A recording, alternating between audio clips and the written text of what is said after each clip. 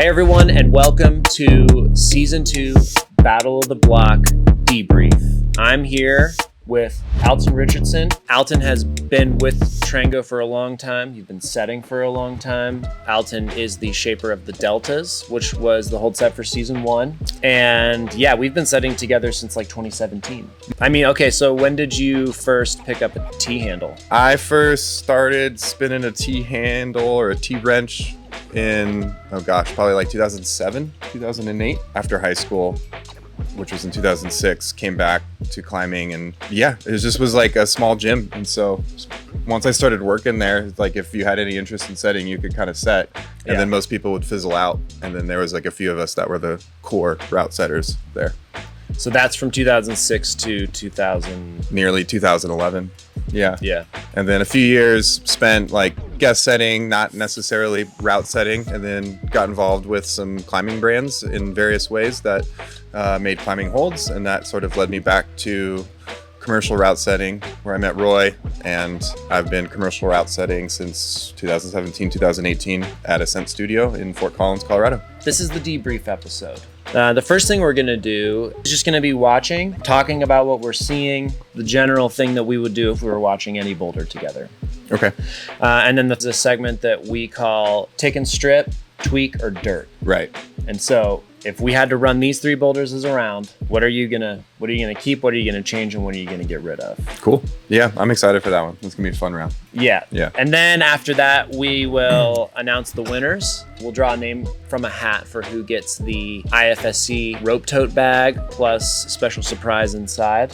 There's a lot of things that I think about when I'm watching the setting that I'm not expressing. Yeah. You know, like when we set an event together, I'm giving you a lot of what's going on in my head. But with this one, it's like nothing. Yeah. We're gonna take it down to Centennial, Colorado. Ooh, to Movement. local. The great Monica Barnes. Ooh, Monica. Have you been to Movement Centennial? No. No, it's massive. And they've got a lot of holds. It's like, it's Movement designs some very beautiful gyms. They really do. Yeah. Yeah, they really do. Monica just set Youth Bouldering Nationals in Portland. That's cool. And Portland Rock Gym? Yes, the new one. PRG. Yeah, PRG Beaverton. And you're currently injured. Yeah, I sprained my ankle a couple weeks ago. I heard about this. Like missed a foot on a stone catch and took a weird fall. But have you been injured? Have I setting? been? Yeah, I have been injured while route setting. Yeah? Yes. I've seen you get injured, I think multiple times whilst route setting. And then continue to route set. Yes. Yes. It's the worst. For all of you injured setters out there, we're with you. Use it. Use it to grow. Not the only one. Yeah. I don't normally time myself on these things, so I have no idea if 30 minutes is going to feel like a lot or not enough time at all. Yeah, I'm thinking of some sort of. I think trying to set something like this in 30 minutes would be really hard. Yeah, it is. It's hard to set a really good one. You know, all three of these boulders, I've got some sort of problem with. Well, they're not going to, I don't think they're going to be good, ever going to be good at that point, because they need more time. But yeah, just it being there, it being present, and knowing that you're being sort of observed by a clock. Well, in your first boulder too, like setting like a qualies round, like I'll spend the first half of the day like drinking coffee and like putting 3 holds on the wall, and then I'll set 4 more boulders in 2 hours because now I'm fired up. You know? Yeah, sure. Yeah. Your efficiency just skyrockets. Yeah. For sure. I kind of started with a better option. Okay. So Watching her set, I like how she's approaching a more theoretical sort of. Yeah. She's like, I want to do this kind of a thing, but I don't necessarily know how it's going to work. Okay. I think that's cool. It's very experimental. Yeah, that's cool. Yeah. Mad Dog, she's a real one. Cool. She's super strong. I bet. Very good. I always enjoy forerunning with like former elite youth athletes. They're so good. Yeah. Oh, we got a drop down. Yeah. Okay. This was the hardest move, I think. It was either this or the one on Denver's, but I think this was the hardest move of the whole season. It's not surprising that would be from Monica. Yeah, for sure. Knows how to set them hard. Gosh. Yeah, that took me 40 attempts. I gotta run it back.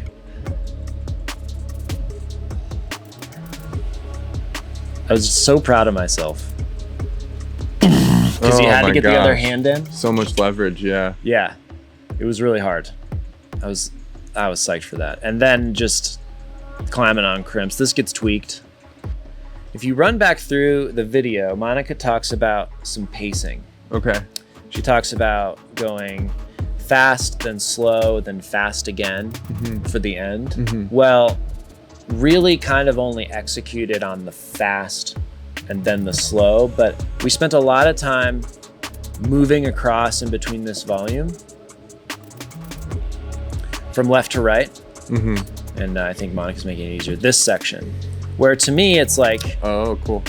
Yeah, it ended up cool, but so you're saying you could do Gaston and reach to this, reach all the way across, a forced rose move type thing. And so this little cross under thing is cool. You know, I could barely do it, and in fact, I found a better way of doing it by actually hiking my left foot up on the last crimp and crossing back to it and coming down. Anyway, the last move didn't really get thought of a lot because both Monica and Maddie spent a lot of time tweaking this cross under crimp thing. Like to me, like a bit more time than was necessary, because then we settle on the last move. This is a total just like settling on it. If you're gonna have a last move where you're built up on one side of a volume and you don't make them go, if you don't get scared yourself and make them go to something probably very, very good. But if you don't use that opportunity to like expand on, you know, to me, what's like kind of a lob of a situation. You got this situation where you're on a decent hold, undercling, and you're smearing on this volume. You can't walk across the volume. The only thing you can do is stand up and go for something. You know, for me, it's like we're just standing up to a jug and keeping the feet. Well, I have some thoughts both about the boulder itself, as well as like the forerunning process that I saw. You know, and all of this is like with the caveat that this is all within a time constraint, right? So we're never gonna like have the full amount of time that we want. But that being said, even in a commercial setting, sometimes you don't have the full amount of time that you want because of whatever else has gone out throughout the day, right? So this could still happen. This sort of thing happens all the time. It's a really cool skeleton right off the bat. I think it's a great idea. The Lachey move is highly technical. It's not just like a super straightforward one. You got to get some propel going, but it looks super hard, right? You said it took you 40 tries. So like so hard. Like immediately I see this boulder and it screams more of like a quali style boulder to me, but this wouldn't be good as in its current state as a qualifiers boulder, because that'd be such a bottleneck. The tweak, if it was in a qualifiers round, would to make that part be significantly easier, right? So we did do this exercise. Sure. So I talk about in the video something that I've probably shared with you, where like no one makes the peanut butter and jelly sandwich with like a big glob of peanut butter in the middle of the bread. If your difficulty within the boulder is all culminated in the middle of your boulder, you just need to take it and just spread it out. I still got to just come back to this, like this drop down move. I'll say this, it's worth keeping. I'm picking up your drop down. Okay, moving on. Next video. Nice job, Monica. It was a pleasure getting to set with you. Okay, try not to be too biased here. Okay. Because this boulder number 2, no bias. Boulder number 2, no bias, because this is Denver Hines. I mean, I'm already biased towards Monica and Denver already. I mean, I don't know these people. Monica and Denver, you're not going to include Abby in that. Abby's in this? Yeah. Oh, well, now I'm really biased. All right, let's get into this amazing non-biased review. So we're at the Springs Climbing Center in Colorado Springs, Colorado. Man, the Springs Climbing Center. They built it themselves. He mentions that in the video, actually. This is a business model that I think is a bit overlooked and can only happen in certain places. Because this is one of those gyms, like the one you, in 2006, were setting on, like Springs Climbing Center was here. All the way back, and they have just continued to evolve it, take down walls, build new ones. It's the beauty of wood. Yeah, and it is so cool to me that they've continued on with such an amazing legacy, and they're really relevant in the way that they set. And stay relevant. And they stay relevant, and it's very hard to do. Yeah. As any business. 30 minutes on the clock, Danny. He knew what he was setting. As I think that he did his homework. Every time I've set with Denver, he's always coming in with an idea. Yes. Yeah. He's a chef. Yes. He's got some recipes that he's working on all the time. Boyardee over here.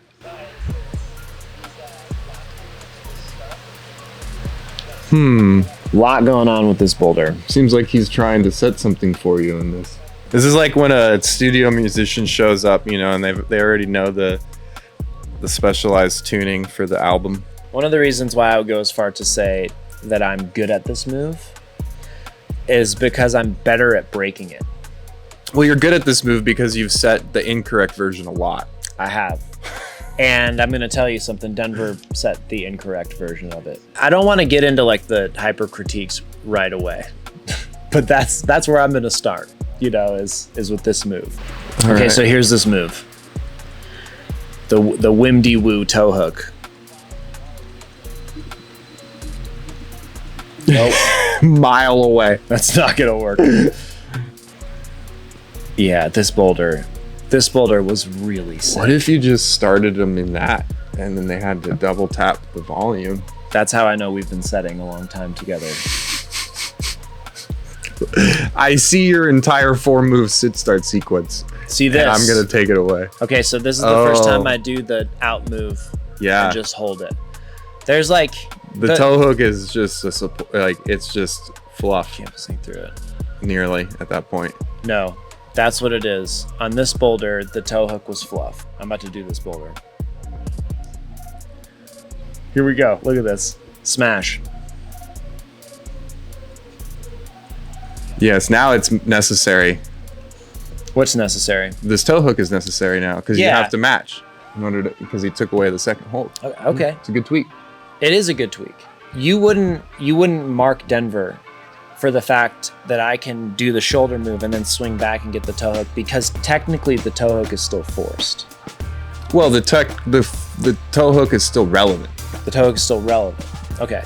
Well, like seemingly, I don't know. We'll see. And I think that's valid from a perspective of we need to tweak quick and we need to make this work. So at the end of the day, at the very least, we need the toe hook to be relevant to the boulder. Right.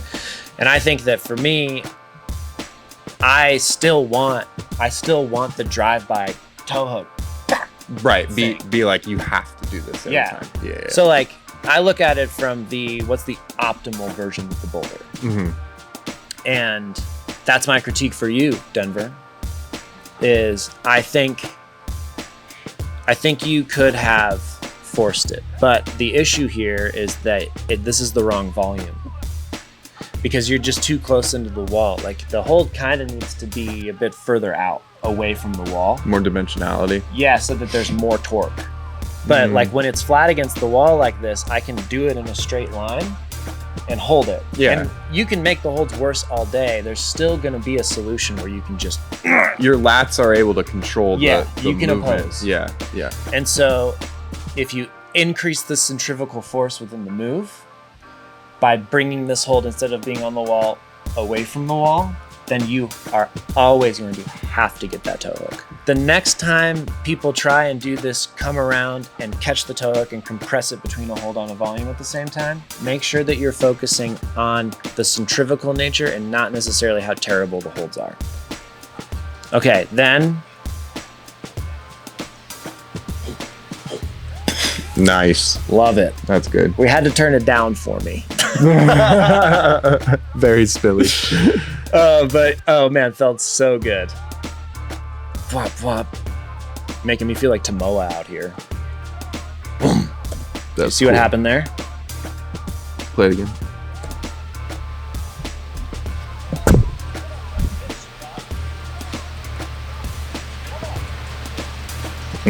You did a drop knee. I skipped a hold. Oh yeah, I didn't even see that. the redeeming quality every time with this boulder is that it's still, at the end of the day, it's just so sick. Yeah. It's so fun. It is a really well thought out, hard boulder problem. Yeah. And super hard. Every move is just hard on that. Every move was hard on that. Yeah. And I think that Denver really represented sort of like that Springs climbing center mode into this boulder, but it was also, like you said, a little bit more of an installation. Yeah, when you're building stuff with volume, it just, there's just more stuff to tweak and to move around, and it just takes longer. So, sometimes like, what is the fast tweak, or like, what is the appropriate tweak? Those can be a difference between a couple of minutes or like several minutes. Yeah. Okay. I want to introduce you to someone that you may or may not know. Abigail Tchaikovsky. Yes. What do you know about Abby as a setter? I know that most people think that she's 6'5". I know that you will struggle to do a move and she'll do it. She'll house your entire men's field. She'll put 3 holds on the wall and you'll do 12 moves. Yeah, that's good. Yeah, these are all notable Abby assets. Experiences. And qualities. Yeah, experiences. Yes. Yeah. Okay, so Abby had a slab. By the way, now we're going to go down further south to Stone Age Climbing Gym in Albuquerque, New Mexico. So I used to set at this gym. That's right. A long time ago. I had like an installment, or I had like a 3-month period basically. 10-year. Yeah, where I set for the very first National Cup, which was Yankin Yard. So all really great experiences at this gym. A high pedigree of setters that have come out of the Stone Age system, Lance Hadford's system. And then you also have some of the best climbers in American history that have come out of Albuquerque, New Mexico. So, I mean, Abby is a very good slab setter, but I also think, would you choose slab?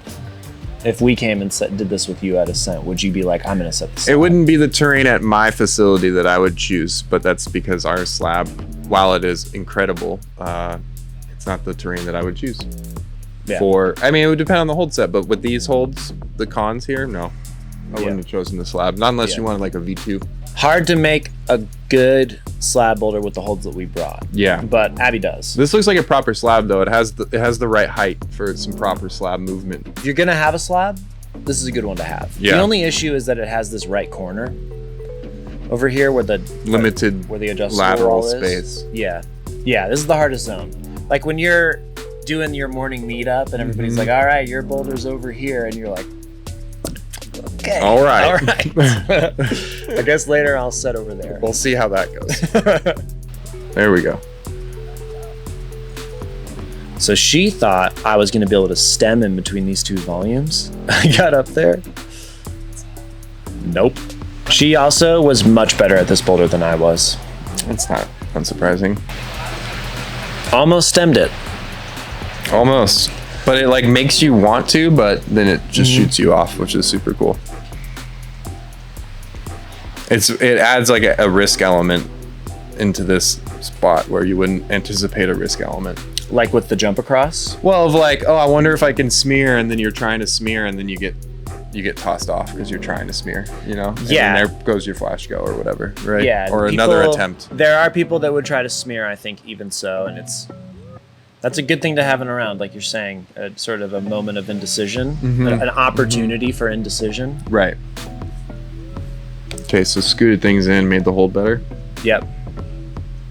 Yeah, tweaked it to a jug because the stem was obviously not going to work. So now we can increase the usable surface and sort of like accentuate this jump. Bang. Oh, very cool. Yes. Yeah, it's got its drama, and then just absolutely smashes this move, which is not easy.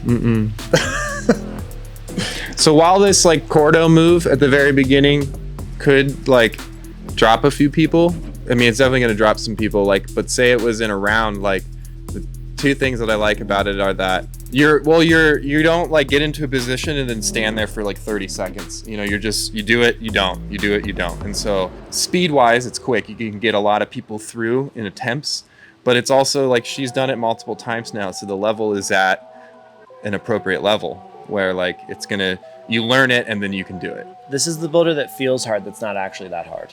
Yeah.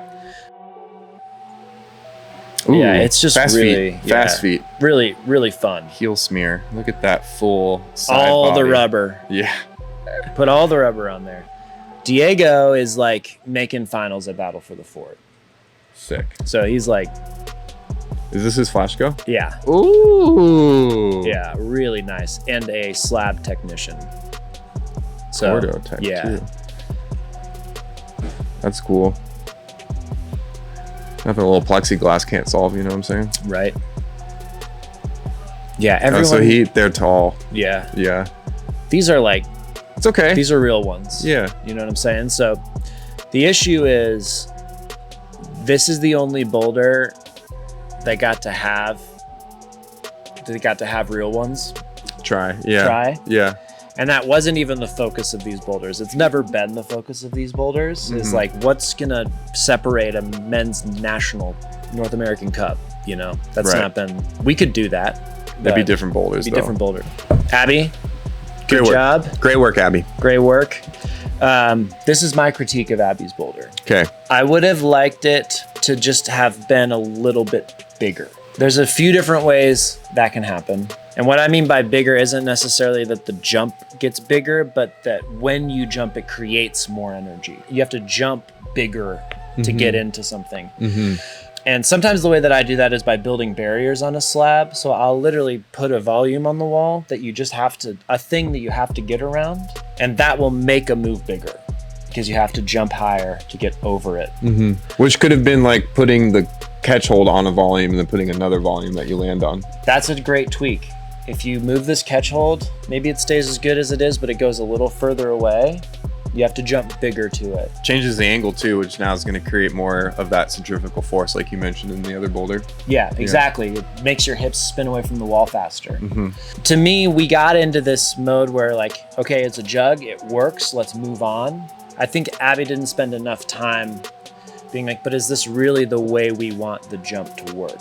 Because it's pretty run of the mill.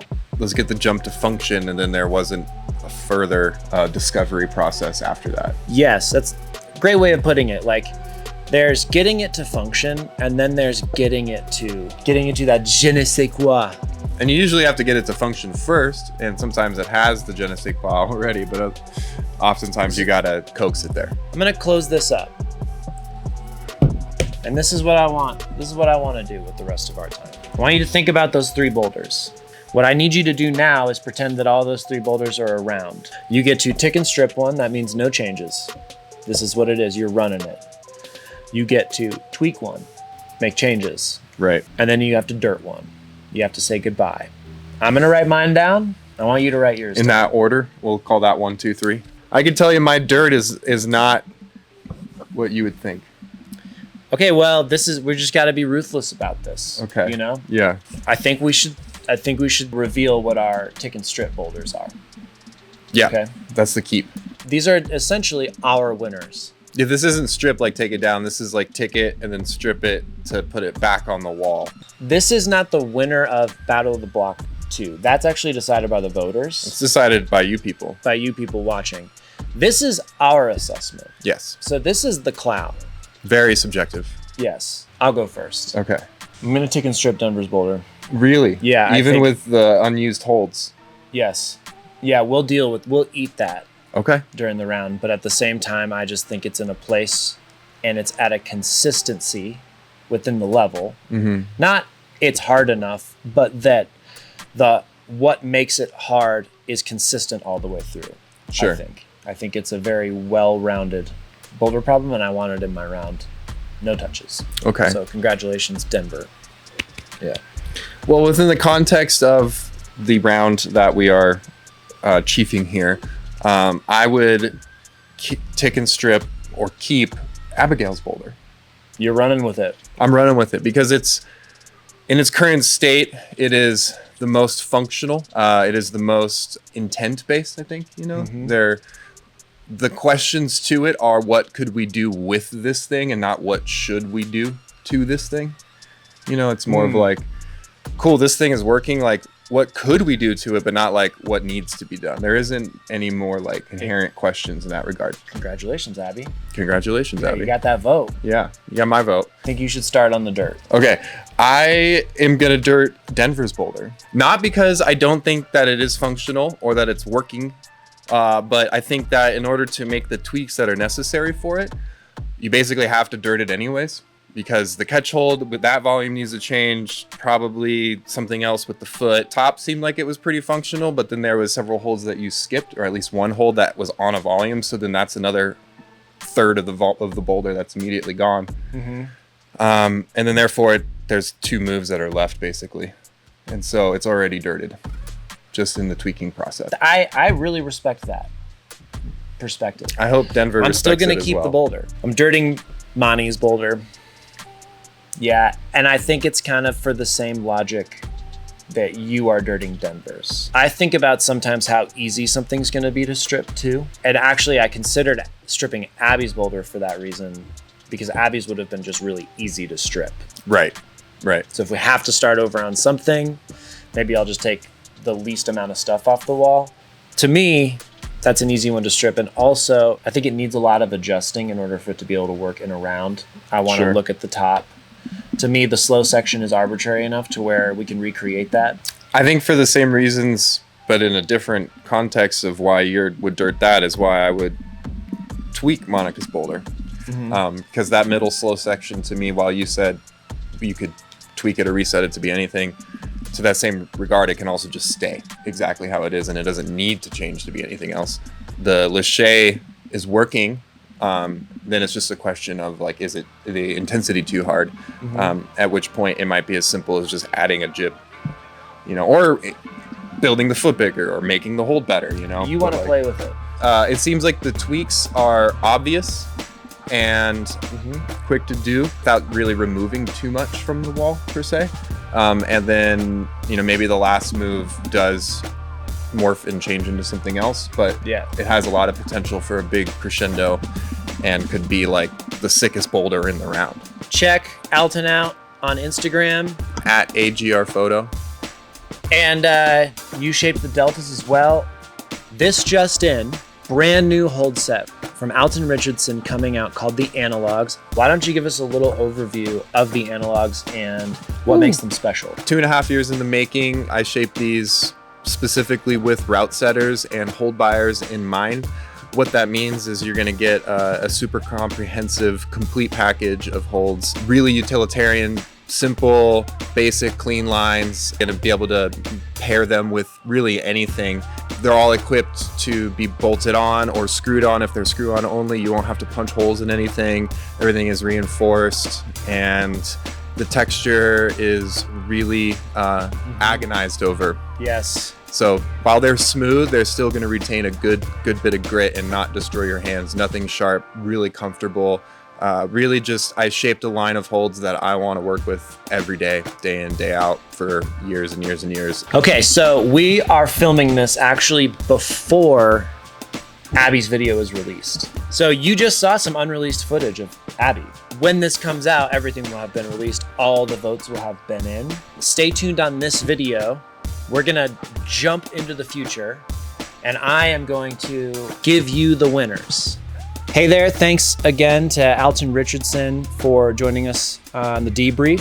Thank you for everyone who voted, who joined us along the way, who did all the YouTube things to help us with our silly algorithms.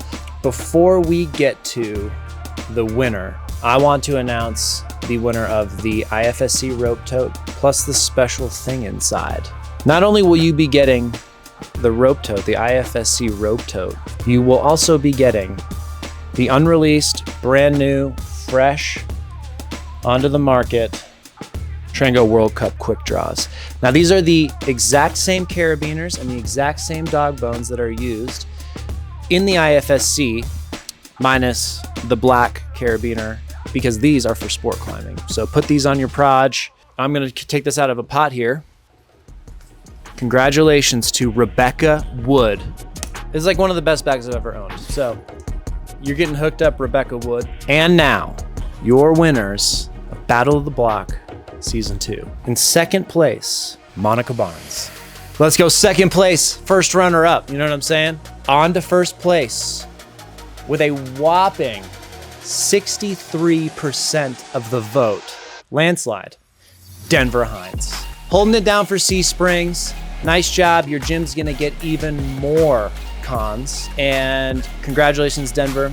It was my pick for the boulder that I would run. Seems like the voters agreed. Keep an eye out for what we're coming out with on YouTube. We've got a lot of stuff that we're working on. We've got more bounties coming down the line. We've got more Battle of the Block coming down the line. All you need to do is tell us what you're the most psyched on, and we will do that. So thanks again. Like and subscribe. Stay tuned on the channel. We'll see you next time.